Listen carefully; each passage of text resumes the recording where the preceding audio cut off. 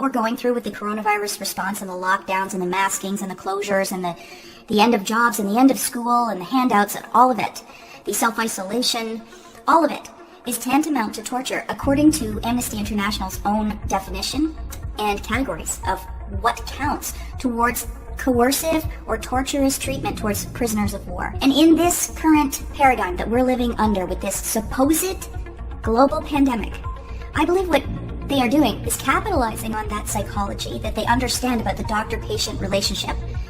And they are making us all into patients and treating us accordingly.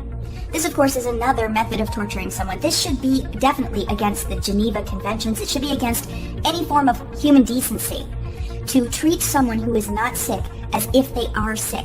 There are psychological conditions named for that. One of them is Munchausen syndrome by proxy, where a parent gets so much control and so much attention from having a sick child that the parent makes the child sick by giving them little doses of poison or via other methods. This seems to me what's happening on a gigantic scale with the coronavirus response. The article begins, "There is one place in which one's privacy, intimacy, integrity, and inviolability are guaranteed: one's body. The process of chronic disease invades, defiles, and desecrates this shrine. It does so publicly, enhancing the sufferer's sense of helplessness and utter humiliation. Hence the all-pervasive, long-lasting, and frequently irreversible effects and outcomes of long-term, intractable illness. The medical system, the medical tyranny, the techno-fascists, that's the final frontier for them. They want to conquer our body. They want to conquer our minds. In a way, the torture victim's own body is rendered his worst enemy. It is corporeal agony that compels the patient to mutate, his identity to fragment, his ideals and principles to crumble. The body becomes an accomplice of the affliction, an uninterruptible channel of communication, a treasonous, poisoned territory." They are considering all of us patients now. They are asking us to behave as if we are contagious, as if we are broken, as if we are dangerous, and this is all done publicly, like he says in this paragraph, even though we are not actually sick. The powers that be are invading our body with their healthcare. They are asking us to demonstrate, wear masks, use hand sanitizer, get in line, stay 6 feet away from each other. And look what he says happens. Our identities fragment. We mutate. Our ideals and principles crumble. And who hasn't felt that happening around them? Everybody is under at least low-grade stress, if not starting to break from the extreme psychological manipulation they're putting us through, along with, of course, the economic stuff, the financial stuff, the interpersonal stuff, social stuff, and real health concerns that are either being overblown or ignored.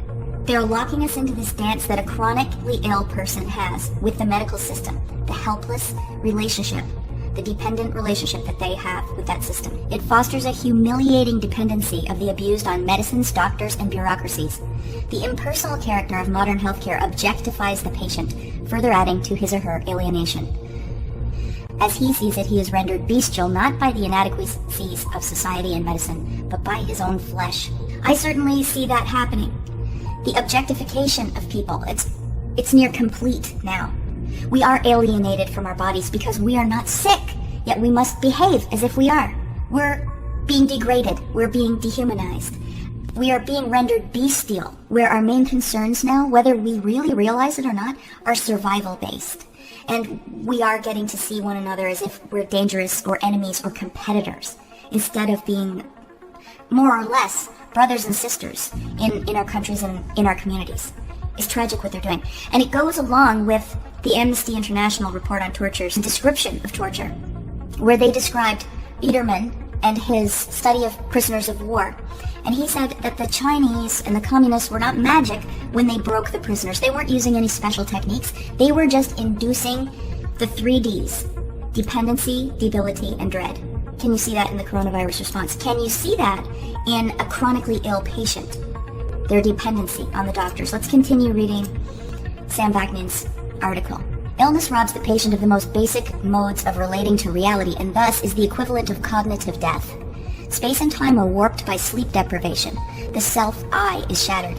The chronically sick have nothing familiar to hold on to. Family, home, personal belongings, loved ones, language, name. Gradually, they lose their mental resilience and sense of freedom. They feel alien, unable to communicate, relate, attach, or empathize with others. Terminal or debilitating illness splinters early childhood grandiose narcissistic fantasies of uniqueness, omnipotence, invulnerability, and impenetrability.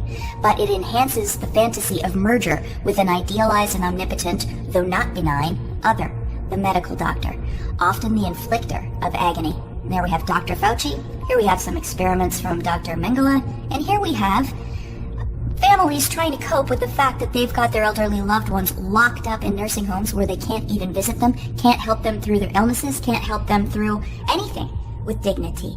These COVID response officials are doing exactly what the medical system would do to a chronically ill patient. They are hooking us in so that their worldview is the dominant one. They are scaring us that if we don't behave and we don't listen to them, then things will get worse. They make us complicit. They make us participate in the torture. Because we're scared, because this is about our health, because we feel like we don't have enough knowledge. So they break down our ability to take care of ourselves. To continue. Chronic disease has no cutoff date. The sounds, the voices, the smells, the sensations reverberate long after each episode has ended, both in nightmares and in waking moments. The patient's ability to trust the rationality and benevolence of the world has been irrevocably undermined. Social institutions are perceived as precariously poised on the verge of an ominous Kafkaesque mutation. Nothing is either safe or credible anymore. Surely, you can see the obvious way that is playing out in all of our lives now. All of us dependent on this system that isn't making any sense. And it's very precarious. We don't know what they're going to do next. In the case of a chronically ill patient, they don't know if their body is going to take a turn for the worse suddenly, if changing a medicine will hurt them. But they have to do what the doctors say, not only because they are accustomed to depending on experts, but because there's not another alternative in our society. They've literally cut off other routes. We can sort of use some natural remedies, but they vilify that in the mainstream media and in the quote-unquote mainstream science. In Canada, you can't choose to go to a private clinic unless you leave the country. You can't get around their prescriptions, their idea of what is the right course of action for you. And think of the COVID response. 15 days at first, then 30 days, just a little longer, just wear a mask. This might last for years. This is the new normal. They let us into big box stores, but they don't let us into small family restaurants or bakeries or hardware stores. They are releasing prisoners, dangerous prisoners, out into the streets, but they are arresting people who are not complicit with the medical tyranny, who simply don't want to wear a mask, who simply don't want to use hand sanitizer, who simply state out loud that they don't believe the numbers. They don't believe this is a dangerous pandemic.